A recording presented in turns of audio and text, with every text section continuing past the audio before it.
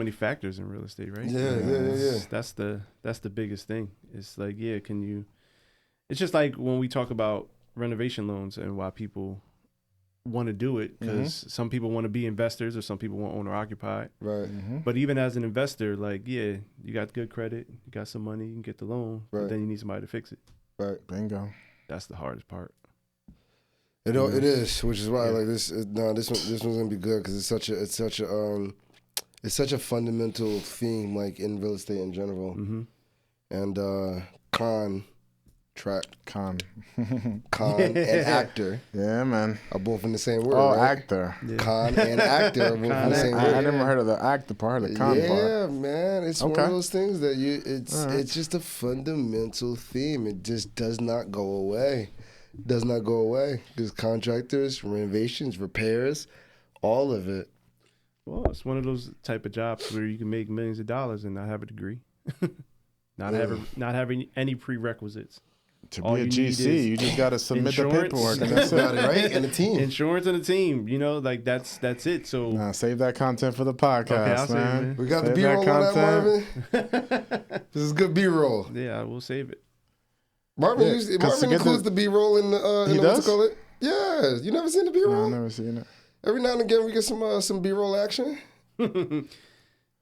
Because to get the GC for most states, you just got to submit the paperwork and have the insurance. Yeah, that's it. You gotta. That's insane. There's no class. There's no like realtors class. I realize that. There's nothing. I wonder if that would ever like any regulations would be on top. Well, to do that, right, you would have to have some type of committee. It's the same thing with like the same thing like with the home inspectors, right? We have a board.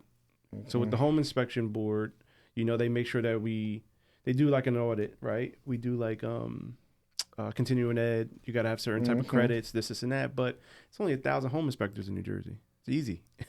Think about it. It's probably like 20,000 contractors, 30,000. It's way too. It's a lot harder. Plus, home inspectors in New Jersey have to take a test. Contractors, you don't.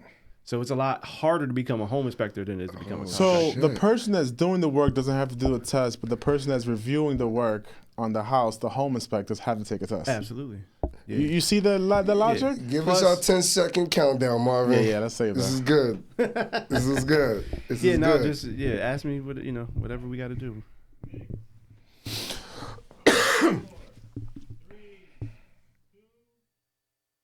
What's going on, everybody? Another episode of the Real Estate Blueprint Podcast. I am your humble host, Austin, a.k.a. More Than an Agent. Here with my Dominicano hermano, co-host, John Does Real Estate. Soto, what's up, baby? Feeling better than yesterday. Yes. Excited for tomorrow. Excited for 2025, man. This episode today, we're kicking. When we talk about like giving y'all the blueprint, we're actually dead serious. We're trying to at least set you up and put the plays in motion so that way you can have a successful real estate experience, whether you're buying your first home, whether you're buying your next investment property, everything in between. We want to make things easy for you. And one fundamental theme about real estate: the renovation, the repairs, the rehab. Today's guest, we're pulling it 20 years of experience in the construction game. Now currently a HUD consultant. He just handled one of our clients and is also on the home inspection end as well. A definite staple in the community. Today's guest, Feron McGee. Feron, I appreciate you taking the time to come on the show, coming from Jackson. Shout out to Jackson. Shout out to Six Flags territory. Made the drive to come talk to us. How you holding up, champ? I'm great, man. Can't complain at all. 2025, we're pretty busy. Mm-hmm. So I'll take it. Hopefully, you guys get some more houses from me so I can inspect. Yeah. Let's get it popping. 2 or 3 Ks, some more renovation loans, be good. Let's talk about it. So, give me your start. So, obviously, nobody ends up in real estate. It's hot here. What got you into real estate? Like, what were you doing before, and what got you into the real estate game? So, I was a contractor that was doing a lot of different renovations. And then I started doing 2 or 3K renovations. So as I got into the 2 or 3K renovations, I had a HUD consultant. And my HUD consultant kind of said, hey, listen, why don't you come on this side Okay. Instead of, you could do both, but why don't you come on this side? I'll put you on. So when I decided to do that, I didn't realize that you needed a home inspector license to become a HUD consultant in the state of New Jersey. Oh. So that's when I was like, okay, now I got to go to school. So then I went to school to become a home inspector. Okay. And then the prerequisites to become a HUD consultant is you need at least 10 years of construction experience plus your home inspector license. So that's why it's not that many HUD consultants in the state. It's only about maybe 50 of us that are active.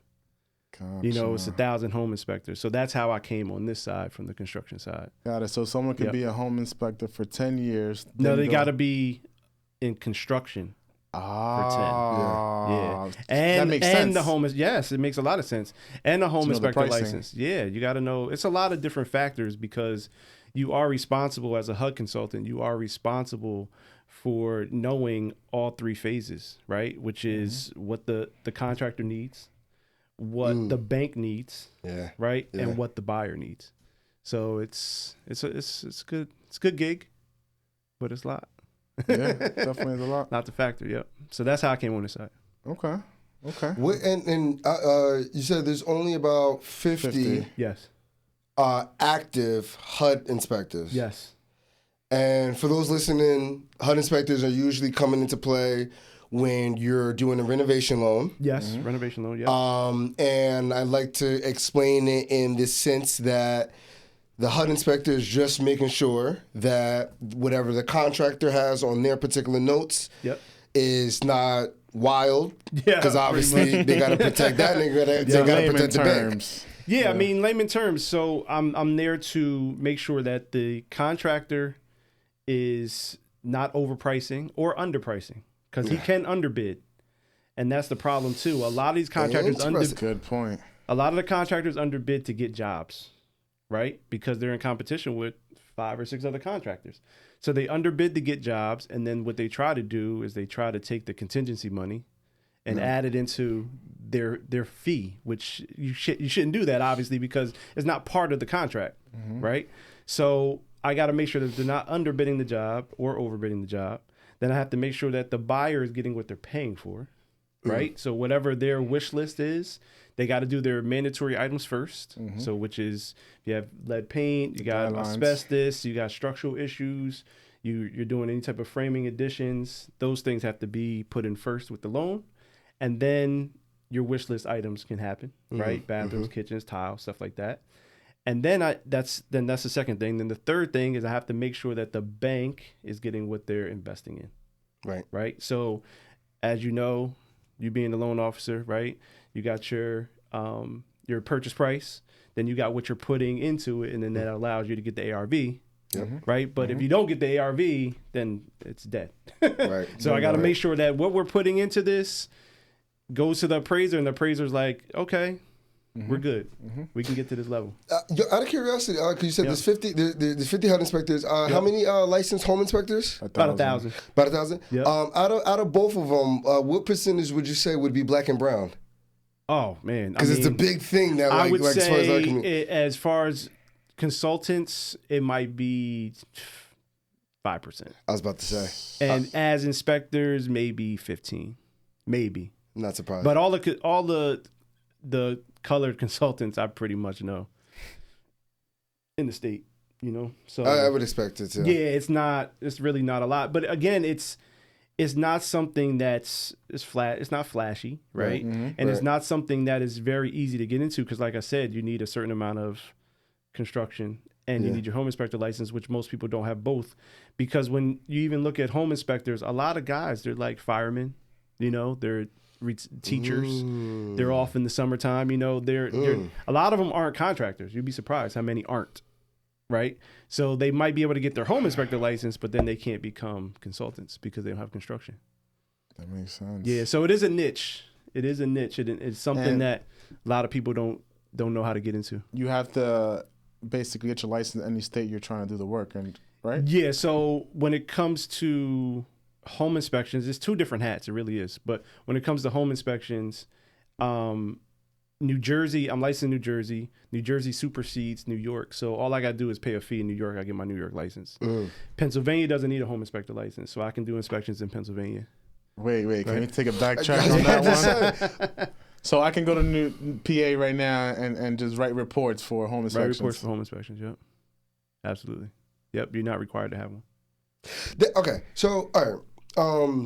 How about the HUD consultant part? Obviously, that's so the HUD consultant part. The PA. Because you don't. So in New Jersey, when you have to renew your HUD consultant license every 2 years, right? They got to make sure that your home inspector license is valid, right? So you have to basically re-register and prove that you're still a home inspector. And if you want to do consulting in PA, you either have to have a LLC in PA to be a consultant, right? Or it has to be like dual, New Jersey PA business, right? And then New York, they want you to have your home inspector license in New York to do consulting in New York.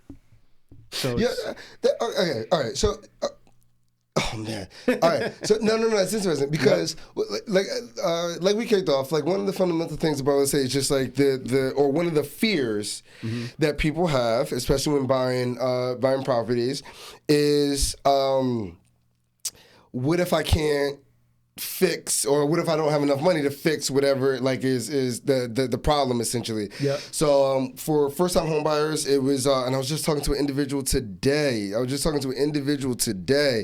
And their concern was, and they're smart about it, because it was the I forgot what post it was, but it was about the hidden cost of real estate. Yeah. Where we're so like consumers are so gung ho on. All right, let me get my cash to close. Yep. Let me make sure that I can afford this monthly mortgage payment. Yeah. And that's it. Yeah. Right. Yeah. And then it's those months that a random July that, hey, you've had something else happen in your life and you now got to shell out an extra $2,500 for that, regular life stuff, and then the furnace goes out. Yeah. Right? Yeah. So like and next thing you know, you're out of pocket $8,000 that particular month that you didn't even think that, So two-part question. Yep.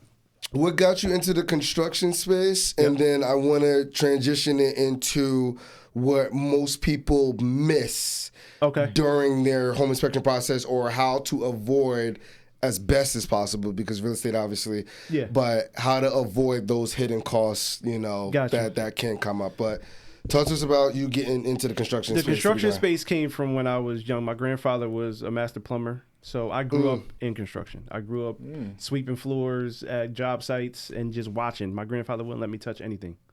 He would just say, watch, don't get your hands dirty, as far as like, because he used to mess with sewers and pipes. And he was like, no, don't touch that. But, listen, I used to just watch. And until this day, I can watch something and know how to do it. Because I just was so good at watching, right? And that just made me, go with my hands. I could just watch somebody do something and know how to do it the next time. So that's how I got into construction. I just kind of stayed with me. I played basketball, went to college, did all this stuff. But at the end of the day, that was my passion. Okay. That's how. So I started, so in 2008 or 9, I think, when that recession hit, right? I had an older pickup truck. I started doing foreclosure cleanouts, right? I had one other guy, and I would just clean out houses and take all the stuff to the dump, and the banks would pay me directly.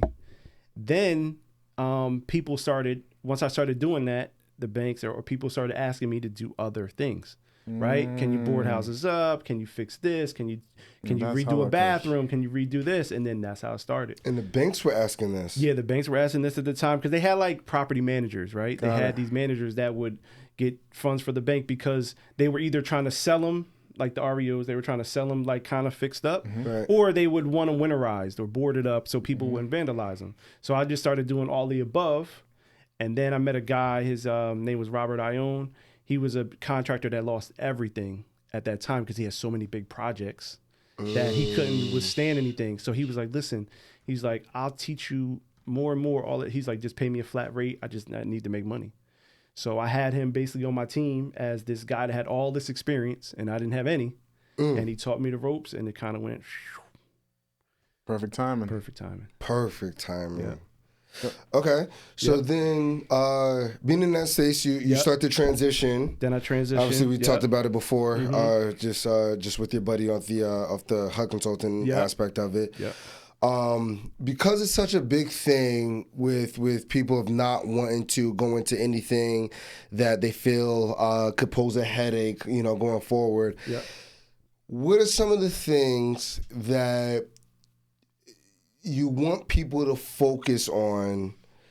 Because for the most part, we're consumers and agents, right? Especially because and when I say we're big on, I'm not saying it from a heinous view or anything like that, but obviously we're trying to make sure that the deal closes. Yeah, of right? course. Yeah. Mm-hmm. And we're trying to coach our clients through the process of, all right, we have this line item. This obviously is an issue. Yep. Here's how we are able to have a solution so that way we continue to move forward. Yeah. What are the things that people should definitely be completely objective? You're not invested in the transaction closing, obviously. What are the things that people should truly be looking for when they're going through that house? So I would say this, right? When inspectors put things in reports, we put them in there for a reason. Whether it be leverage, whether it be you getting a credit, whether it be just information. Yeah. Ignore this, sellers. The real estate blueprint podcast. But we put it in there for a reason, right? So the main thing is obviously you have your structural issues, you have your oil tanks, you have those things. You don't want to ever bypass that. Oh. But when it comes to life expectancy of a furnace, of a water heater, you have to take those things seriously. Right? You can't just be like, oh, it'll last, because it might not. If it says nearing the end of his life, or it's 20 years old and it might not last till tomorrow. Right. Like us as inspectors, once we leave there, we have no idea what's happening. It can change the next day, it can change the next hour. But when we say like it's old, it's old. So I think those are the biggest things that people have to pay attention to, like, because they really don't. They really just like, okay, big ticket items. Yeah, they think that, oh, it's gonna last. Like even with roofs, right? It's so hard for inspectors to really tell how long something's gonna last. It could be a 30-year-old roof that lasts another 10 years. It could be one that just will fall apart when we get the first windstorm, right? Yep. So it's one of those things. If it's old and you know it's old, you gotta expect it to not last. That's it. It's that simple. It's so hard in this market, I know, for you guys. Yeah. Because Jersey is just a tough place. Everybody, it's a lot of turnover, but there's not a lot of inventory, and people need places to live. Right. So, I mean, I do inspections on 200-year-old houses, and I'm like, it's old, man. Right. But people want it. Yeah. What can I say, That's funny as hell, because like if you were to like say like this about people, like, yo, it's nearing like the life expectancy rate. Yeah, I know, right? That person's in a group home, right? The person is like, you know what I mean? They're in hospice or something, like, respectively, right? And then when we're saying this, it's almost like you almost kind of look past that language. Yeah. But it's just the sexier way of saying old. Yeah. But to your point, when you're emotionally invested in the house, when you're financially invested in the house, you already spent the money on the home inspection, you already paid for the appraisal, you already dropped the deposit down. Like you're definitely invested in the house, that you might have the potential to overlook simple language that just simply says this could go out tomorrow. But I can't say that it's going to go out tomorrow because, like, I'm not a crystal ball teller. Absolutely. But at the same time, nearing its end of useful life. People look past that just because of the location. Yes. People can care less. I'm not surprised. Listen, I have a client right now that we found a water issue in the basement, and he was fighting with the seller to fix the water issue, and they said, we're not going to fix it, right? We're just, if you don't want it, somebody else is going to want it. And he was like, I'm going to buy it and just put my money into it because I've been looking for houses for so long. I love the location, but it's a water issue. Like this can be. How bad is that issue? So water, how can I explain this? Water is probably the worst thing. I was about to say. It can destroy anything, right? It causes mold. It causes, rot. It It erodes soil. It does a lot of. It can crack your foundation. It can do a lot of different things. And water, once you see it, if you don't take care of it, it will be a nightmare. It's just how it is, you know? And I tell people all the time, basements are porous, right? So if you're below the ground, no matter what, water's gonna come in. It's just how you take care of the water once it comes in. Right. So that's why you do French drains, right? That's why you do waterproofing. So that way, as the water's coming in, it's not affecting your livable space and you'll never see it. It just gets pumped out. And those are the things. But if you don't have waterproofing and you have a basement, expect to have water. You have to. You have to expect it. I tell people all the time, live in your house I'm here for 2 hours and it's not raining. I have no idea if you're getting water in here. Right? Best time to do a home inspection is the day after rain? Absolutely. Or when it's raining, Right.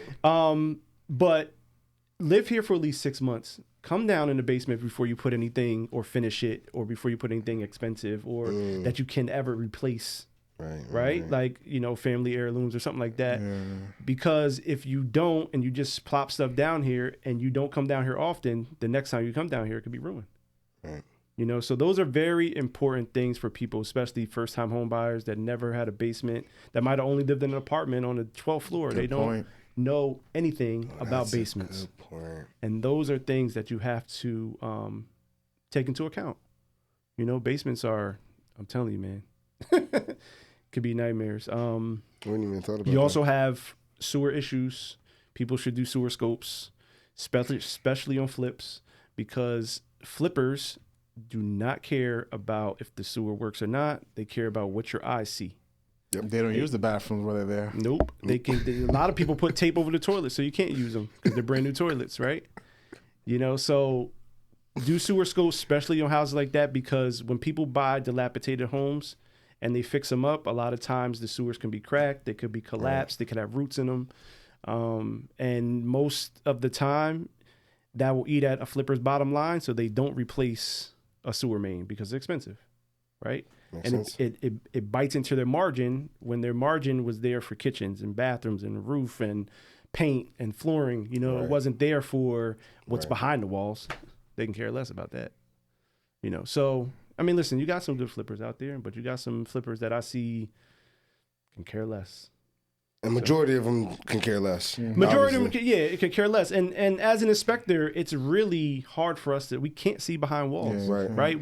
We are not magicians, and our inspections are non-invasive, which means I can't take walls apart. Yep. I can only open up maybe electrical panels, furnaces, stuff like that. But other than that, I can't see much. I just have a trained eye, versus somebody coming in there looking at.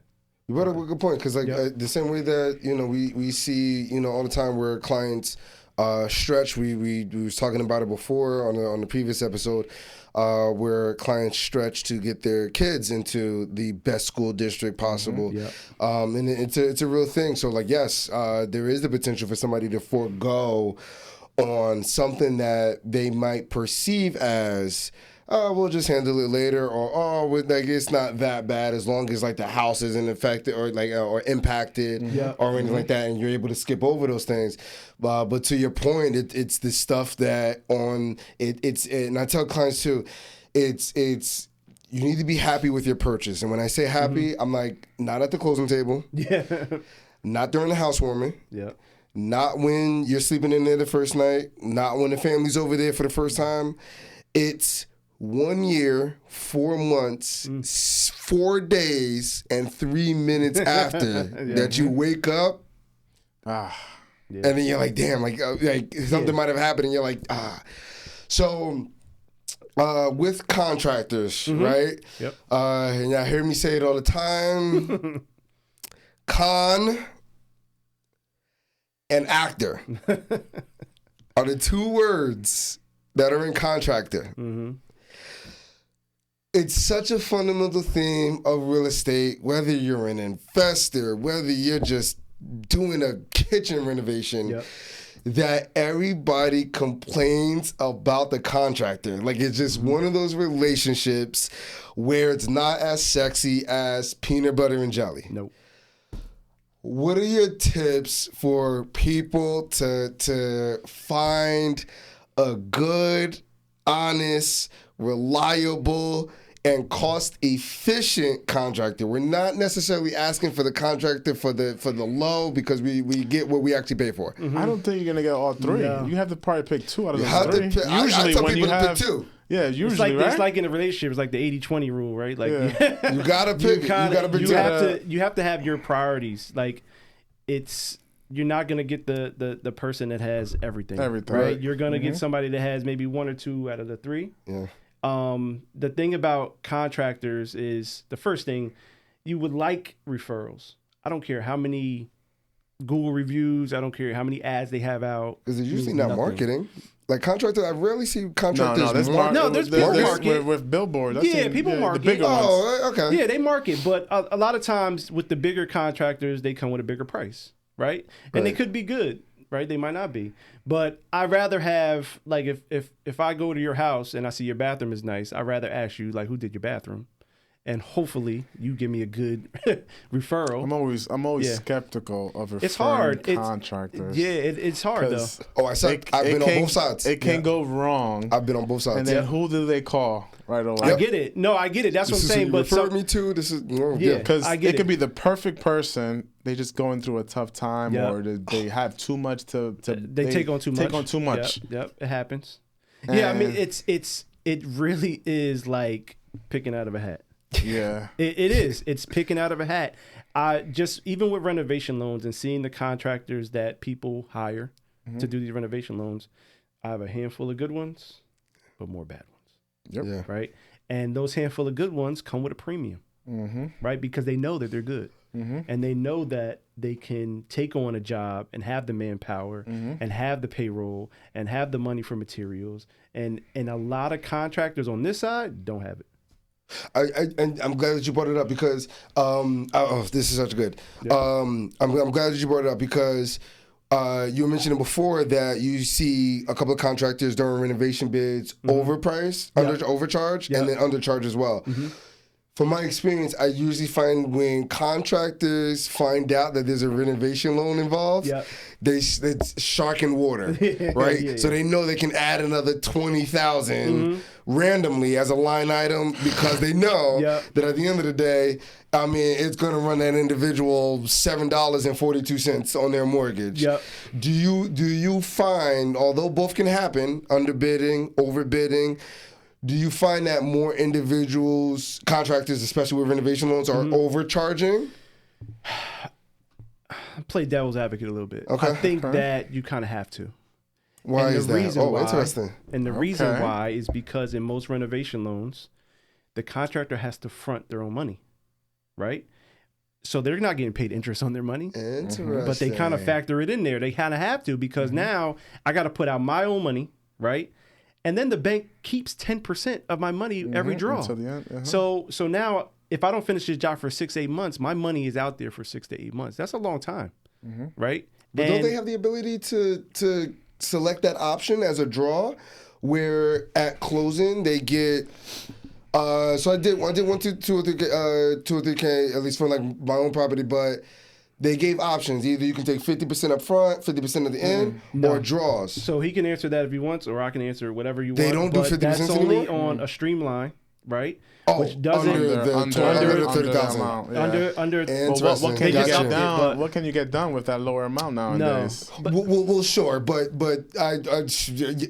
you're absolutely right because I was able to get a basement done for like at that point. Streamlines under are kind of is- like with the price of materials and everything. Streamlines are kind of like obsolete, right? People still do them, but you're only doing a kitchen, maybe a bathroom. It's Maybe, right. Yeah, if you're refining into it, but if you're doing a purchase, It's not worth it. you're not doing a streamline. It's not worth it due to the fact that you're getting a higher rate for only $30,000. Yeah, it doesn't make sense. So What it you're paying doesn't- for the money is like ridiculous. It doesn't really make sense. So Yeah. let's dive into the consultant Interesting. part, That's the really renovation good. portion. Okay, after so you go ahead. finish. So it makes sense for contractors to charge more, and there's actually a very valid, non-facetious reason why. Yeah, because again, if you get a good contractor, right, and they have to put their money out, because that's what you want. Because when you have a full 2 or 3K, most lenders, they don't release any money up front. No money, right? So basically, a contractor, you're saying I have a $250,000 reno, and the contractor has to front this whole thing through the loan. Obviously, he gets draws, but he has to front this whole project for 6 to 8 months with his own money, right? With no interest, Right. Like that's So I get it. And if you're good and you charge that extra premium and you get the job done, it's worth it to the borrower. And I'm gonna tell you one more thing that happens all the time. It's 110% this happens. When people start to see work done, they change like the wind. And they add stuff that's not in the budget. They add stuff that wasn't original, right? Because they see nice things. They watch HGTV. They go through magazines. They go on Houzz. They go on Pinterest. And now, I want this in my basement, or I want this in my kitchen. But it's not in the budget. But then they ask the contractor, and the contractor's like, yeah, I could do this because I already charged you an extra 20%. Right? So I might be able to do this. I might be able to do that. Now, if they don't, and now all these things are getting added on, by the time you get to the end, this project is short. You're doing exit draws. The borrower's complaining to the bank. They're calling me. Now I'm a therapist. It's crazy how things work in this business, man. Right. I get and then it. you have to, you kind of have to bring people together and really explain to the borrower, like, listen, this is not included, right? He's doing what he's supposed to do, but this is not included. Well, he wasn't here for 3 weeks, and because he's out waiting for a permit, waiting for something. He's waiting for a payment, or he's out doing another job, borrowing from Peter to pay Paul to finish yours. Yes. It's a vicious cycle. Yeah. Right. So this is why I say play devil's advocate, because you kind of got to charge a premium when you do a renovation loan. Okay, so let's dive into that's really good actually, because usually we're how we're talking about it is it's coming from a mindset of I'm almost wow. No, that's mind blowing. And the reason why is because you actually think that you're doing a good job by advising your clients that, like, hey, we're gonna really pay attention to things, because naturally, when contractors know that there's a renovation loan that's in play, that they'll charge more, and we got to be careful about that. Not realizing, but that's my job. Not realizing that on the Not back as a end, realtor. they're doing that for a reason. Yeah, but that's why I come in, and that's why if I see $40,000 for flooring and I already know it's only 1,000 square feet, then I know it's crazy. Right. Those are the things that's what I'm trained to do. Right, is to pick out those things. Either you're overbidding or underbidding. Right. But if it's in the realm, right? If you're in the market, like, you're building a house there's a difference building a house in Montclair and in Irvington. Like, you gotta see the difference. Some people try to put the Montclair finishes in the Irvington house. It doesn't work because you don't necessarily get the value later on. Correct. Right, and you don't necessarily get the Montclair contractor doing the Irvington work, right? So there's so many different factors and different demographics when it comes to renovation loans, and the reason why people do them, right? So, like I said, you have the investor, or you have the owner occupied that wants to turn into the investor. Yeah. Right. So you have the person that wants to do the Bird method, or he wants to buy the 4-family in a renovation loan and live in the basement and rent out 4 floors and then do it again a year later in the 3-family. Right. Like we all know that method. So you're not going to do the same type of renovation that you're going to do on your dream home. Right. Or on your home that you're going to stay in for 10 years. Right. So it's there, there's different factors, but those are the things that I have to put into account when I'm talking to you as the buyer, and what you're looking for. And then I can talk to you as the contractor and be like, all right, well, you're not putting this high end stuff in here. You're going middle of the road. You're going builder's grade. This is what the budget should be. Okay. Let's go into some numbers. People understand numbers. We'll do like rehab, repair, and then we'll go real briefly into building ground up. Okay. But let's just take average. I usually use the Home Depot average, at least, where at least everything's being renovated, but it doesn't, like to your point, doesn't have to be the top grade materials or anything like that. But for people that are listening that are thinking about doing, how we look on time? Perfect. For the people that are thinking about doing a renovation loan, or people that found their dream home and then just the kitchen is outdated or just the bathroom's outdated, Yep. let's just go through some real brief scenarios here. Let's just take Like a your 3-bed, average kitchen? 2-bed, 3-bed, 2-bath, starter family house. Yep. Family sees it. They absolutely love it. It's in the area, in the school district that they want to be in. But the kitchen and the bathroom's outdated. The flooring can definitely use some work, some paint, so on and so forth. Those are usually like the core four. Yep. How much on average does it take to actually bring these things back to life? Just so people can have an idea if they're just looking at it from a 30,000-foot view before bringing the contractor in. Run us through like kind of your basic renovations and then how much they cost. So I'm gonna say this, right? Let's just say you got an average 1,500 square foot, 1,500, 1,800 square foot home, right? And you're gonna not gut it, but you're gonna do like you said, flooring, kitchens, bathrooms. Yep. You're gonna be anywhere between like 50 and 85. To do what exactly? Everything, like your kitchens, your flooring, your paint, your bathrooms, your tile. Kitchen, Okay.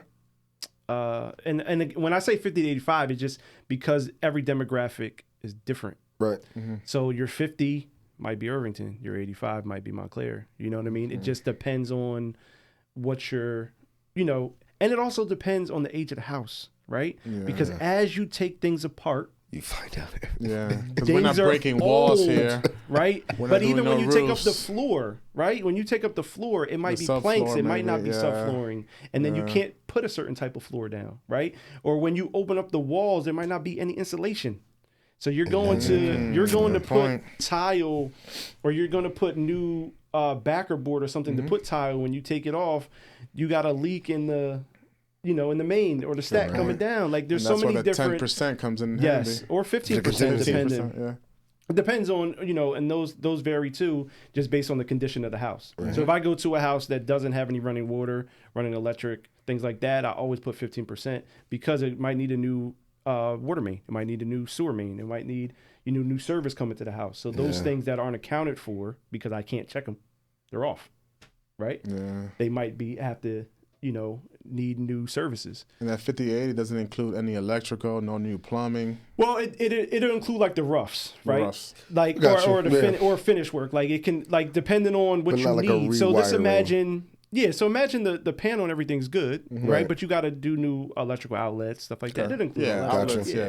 Yeah. So again, listen, nothing as the landscape right now, when you look at just basic, building, kitchens, bathrooms, flooring, paint, you can't really get less than 40,000-50,000. It's just manpower, people's wages. There's guys, I used to pay guys $100 a day. Those same guys are $200. You know what I mean? And then the real skilled workers are anywhere between $300 and $500 a day. And some of those guys don't even drive. So now you got to pay a $200 a day guy to drive the $500 a day guy. Now $700 a day. Easy. So now that factors into you and your cost. You know what I'm saying? So think about it. $700 a day times 5 days. Right. And that's if it gets done. And that's if it gets done in 5 days. Because obviously that might be like the plan. Yeah. It's a lot. It's that's what I'm saying. Things aren't as cheap as they used to be. And if you're looking to do a renovation loan, like you got to expect that you're going to spend a premium for it. So let's talk about the differences, different renovation loans for, let's say, someone looking to buy their first house, primary residence. I know FHA has a few. Talk to us about all the different types of renovation loans. So you have, your FHA, which you're putting your 3.5% down. So you get into a property for minimum down, and you can basically do everything you want on the wish list except for luxury items. So you're not going to be able to do a pool. You can't do a hot tub. You're not doing a sauna. You're not doing those type of things, but you can get everything else, right? You can do an addition. You can do your kitchens, do your bathrooms, do your flooring, do new windows. You can do all those things with a 2 or 3K. Now, if you go conventional, right, you're obviously putting more money down, but you can get luxury items if that's what you want to do. That's why I was able to get mine. Interesting. So that's your pool was part of the 2 or 3K. The home style renovation. Yeah, the home style.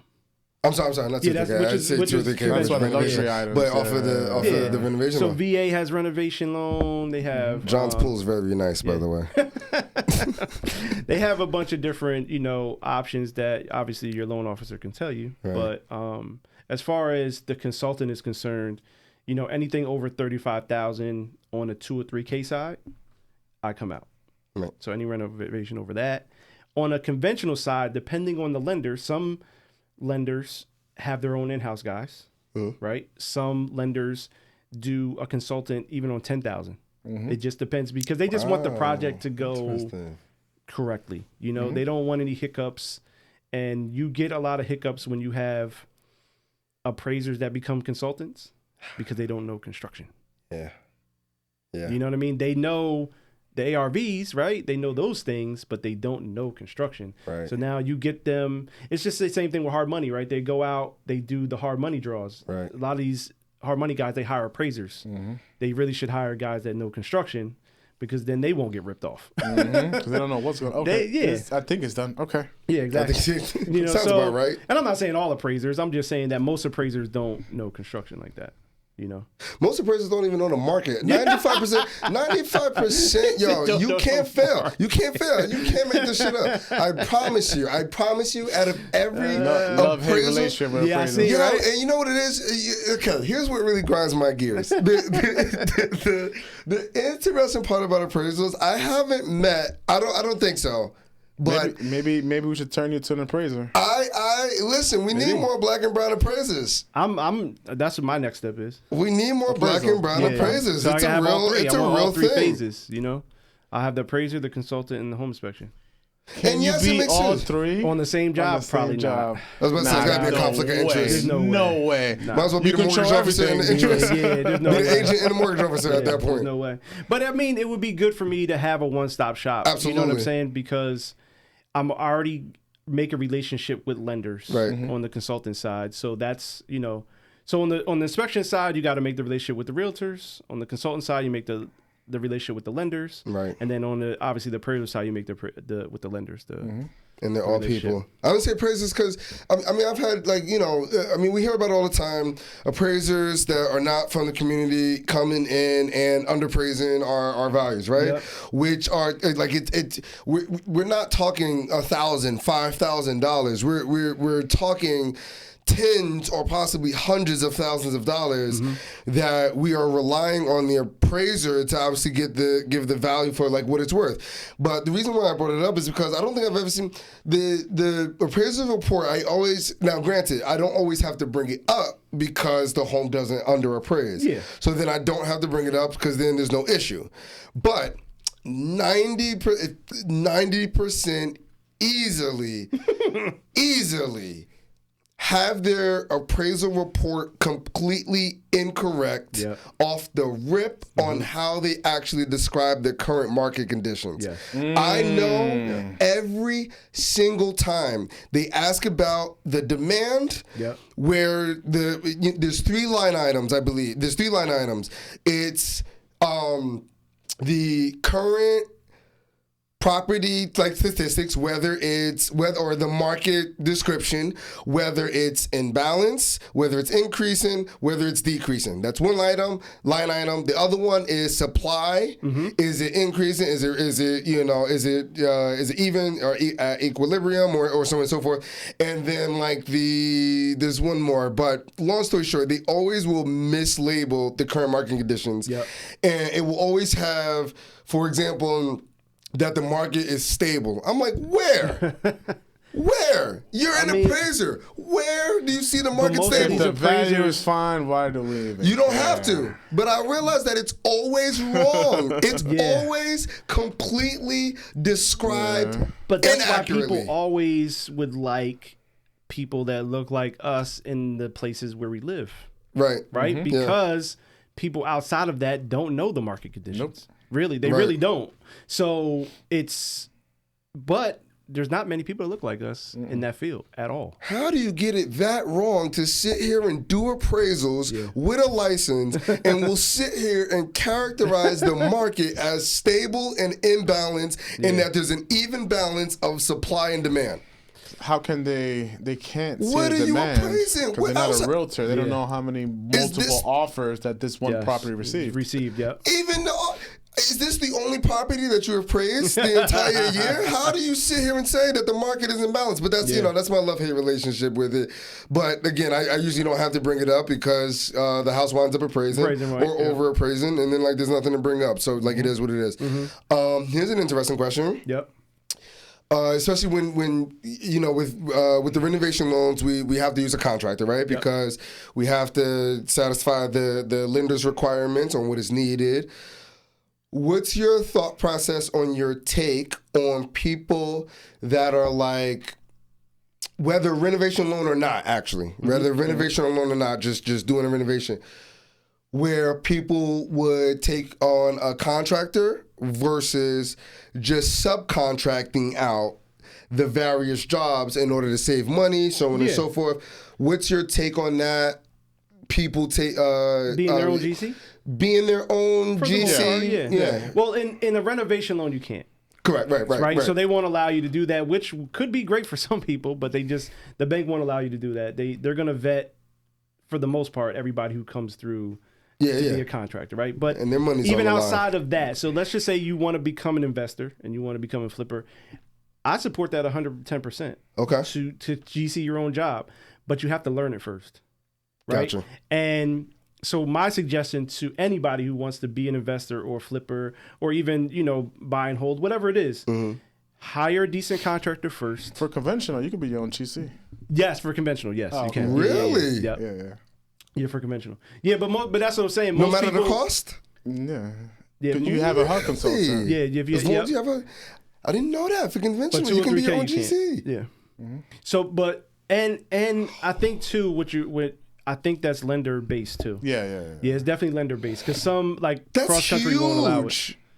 Like cross country won't allow it, but some lenders do. So you just got to find, if you want to GC your own project, you got to find a lender that does it. Holla at me. That's the guaranteed rate way. So guaranteed to get you another guy. When it comes to people that are just doing their own projects, and this is their first time, hire a decent contractor, right? And just follow the process. Be there as much as you can. Yeah. Learn what you can learn, right? Get the context of the subs walking out the door, right? And then your next project, maybe have that same GC, just do a little less. Right. Until you get to the point where you're comfortable doing a budget, doing takeoffs, because there's so many different factors in construction, right? If you're doing plans, you have to learn how to read plans. If you don't know how to read plans, you're relying on somebody else to do it, which is going to factor in your material costs. Right. So there's a lot of different factors in construction, what type of construction you want to do. If you want to build from the ground up, right? If you want to just do a rehab, there's so much to learn. And that's why sometimes when it comes to some inspectors, and they weren't ever in construction and they become a home inspector, I'm like, man, it took me 20 years to learn what I know now. And they learned this in 10 weeks. Yeah. But those are the guys who kill deals. Because they only know what's in the book, right? They know what's in the book. Oh, I saw this in the book. It's wrong. You can't buy this house.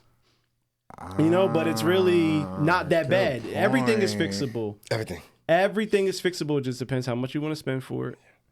And access. Right? So you go to Jersey City. If you have a structural issue, you're probably not going to fix it that easy. Because you can't get a machine in there. All these houses are this close together. You can reach out and touch the house next to you. Right. And you're not getting a machine to fix anything. So you got to do it by hand. And, then you got to find somebody to do it by hand. So you have factors when it comes to structural issues in houses like that. Or like oil tanks that are buried underneath additions. You see it all. I see it all, man. I don't think I've ever had that, to be honest with you. Yeah, I've had a few. Why would the town allow that? Because they didn't. So first thing is you have a lot of people that abandoned oil tanks years ago. Oh, okay. So then when they got gas, they were like, we're emptying this thing. We're covering it. We don't care. They weren't forced to take them out of the ground. Right. So now you have that same family that lived there generations after generations. Gotcha. They lived there for 60 years. And then the daughter goes to sell a house and realizes, oh, we have an oil tank here? I wasn't even born when this thing was, covered up. Gotcha. So that's what happens a lot. And right? I haven't seen it under. Yeah. So then, how would you find that? Because people don't do sweeps. Yeah. So it depends. Inside. It depends. A lot of times, what happens is when you're an inspector, this is why you have a trained eye. Sometimes you'll see 2 oil lines coming up by the boiler that are cut off. Then you follow the trail. Gotcha. And that trail goes underneath the house in the back where they did an addition 20 years prior. Can you imagine? Right? And I've seen it happen often because, again, in certain towns like Patterson where you didn't need permits, you could just add a whole back to the house. That makes sense. And never had to worry about it. So they would add on, they would just, hey, call Uncle Bobby, get a couple beers, and now we're going to build this addition. That's what they would do. It's real. Yeah, it's real. It's real. But people buy these houses, and that's the crazy thing. They don't know what they're buying, and neither do I. Because they evolve. They evolve. Think about this, right? Some of these houses were built in 1900s. Right. 1900. Right. We weren't even thought of. So now, over all this Parents time, weren't even thought of. All this time, it evolves, right? It goes from a single family to a 3-family, right? That's why when you go in these 3-family houses, you only see 1 boiler, you see 1 meter, because it was a single family. It wasn't always a 3-family. It changed over time because people wanted to make money and help them pay for their bills, right? Make rent, or their kids had kids, and they was like, oh, you're gonna live on the 2nd floor, and then their kids are gonna live on the 3rd floor, and you know what I mean? It was just a family house, but then they sold it as a multifamily, right? But it evolves so much and you just don't know what people have done over the years. There's no way to tell. It's so true. As we start our descent here, might have to have another podcast. No, I know. It's good. No, it's messed up because like I said, it's one of the fundamental things of real estate. No matter who you are, whether you're doing it at the very beginning or whether you're doing it to fix something or 2 years from now and wifey or hubby's like, now all of a sudden I want my man cave, or now wifey wants her kitchen done or done over and so on and so forth, that you're going to have to take these numbers into account. And it's very important because these are the parts of the hidden costs with real estate that, unless you're buying a new construction, which, like I said, before we end here, I want to have people know where they can find you at. Yep. But with new construction, unless you're doing that off the rip, and unless you're buying a house that is built in 2025, there's an amazing chance that obviously whatever house that you're buying, no matter what, you're talking easily 110 years old. Yeah. Easily. Especially North Jersey. Especially North Jersey. Yeah, all day. And it's real. It's real stuff. Yep. All right.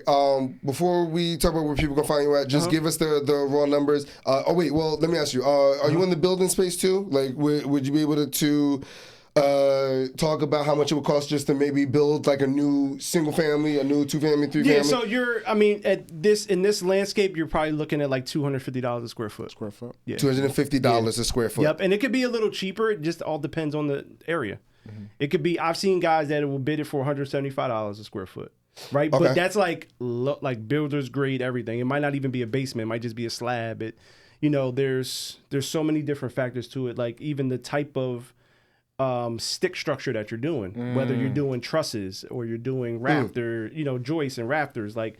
It's a lot, man. And it doesn't matter whether that's the single family, 2-family, 3-family, 4-family, by the square foot. By the square foot. Yeah, because the way they factor it in is because, especially if you're doing multiple units, right? They still have to factor in that in the square footage because you got more kitchens, more bathrooms. Right. Mm-hmm. Yeah, but it's about that. Yeah. Okay. All right. 300. Cool. Feron, for anybody that's about to tap in with you, just ask questions, want to, get your thought process on something, bring you out for a quote, bring you out for as the HUD consultant, as the home inspector. For everybody listening, again, we just closed the transaction. Feron was the home inspector for that particular deal. And even, it was a good deal, and it was a pretty good house. So we couldn't rip it apart, but obviously there was still plenty of things that we want to monitor and just make sure that we're keeping tabs on. Where can people find you at? At InspectingNJ on Instagram. That's pretty much the only social media I really use. I don't really do a lot. You know, I'm always busy. Rightfully Which so. is a good thing. But yeah, any questions at Inspecting NJ, you could DM me or hit me up on that. And then I also do construction estimates outside of renovation loans. Okay. So if somebody wants to do just a renovation as the, you know, even with hard money, right? Because some people need to put together bids for hard money. I could do that for you. I can, you know, do consultations on houses that you want to buy as an investor that you might not want to do a full home inspection on. We could do more like a pre-inspection, you know, so where we could just go over and see, you know, exactly what you might put into it. And we, as consultants, we call them feasibilities. We call them feasibility studies. And we'll go out, we'll look at the house, and you'll say, listen, I want to do this, this, and this. And then I'll put it together for you, and this is probably what it's going to cost. Perfect. Okay. I'm here for it. Listen, Real Estate Blueprint Podcast, we're always tapping in, just trying to make sure that we set you up for success as best as possible, considering our own individual trials and tribulations and experiences. We've been through it all, especially on the renovation, rehab, and repair end, especially dealing with contractors. It's a ongoing relationship that's not going anywhere anytime soon, and we're trying as best as possible to mend that relationship so that way it's just not as heinous as people make it out to seem, which it is and can be on certain times. Gotta have a good team. Very, very last question, rapid fire. Shout out to our producer Marvin on the back end, who makes sure that he is able to provide this quality content for y'all. So we always are appreciative of Marvin. And just give us what you like to do in your spare time, when you do have spare time, when you're not helping clients budget, when you're not on the job preparing for things. What does Feron do in his free time and spare time besides being on Nitro? First thing is my children, they both play sports. So that's like the number one. My daughter plays volleyball. My son plays basketball. So I'm either at one or the other. Shout out. And then other than that, it's more of a DIY. I'm like into electronics and, you know, I do like home theater stuff. Yeah. I'm very DIY, like tools, and, you know, I'm into that type of stuff. So, you know. Well, that makes sense. Obsessed garage type of stuff like that. Well, that makes perfect sense, to be honest with you. The Works with side, sense. Yeah, I mean, that's what I'm into. Perfect tidbit. Listen, shout out to the whole entire McGee family for sure. Good luck with the sports. Shout out to wifey for letting hubby be able to rock. Shout out to the whole entire McGee family. Listen, this is the Real Estate Blueprint Podcast. I am your humble host, Austin, a.k.a. More Than an Agent. My co-host, my Dominicano hermano, John. John does real estate. And today's guest, Feron, a.k.a., at least for this particular tag, Inspecting NJ. Absolutely. We appreciate y'all for listening to us. Be sure to comment, like, subscribe, share, so that way we continue to share this sugar to make sure that nobody else goes into a situation in which they are not informed. This is the Real Estate Blueprint Podcast, signing off.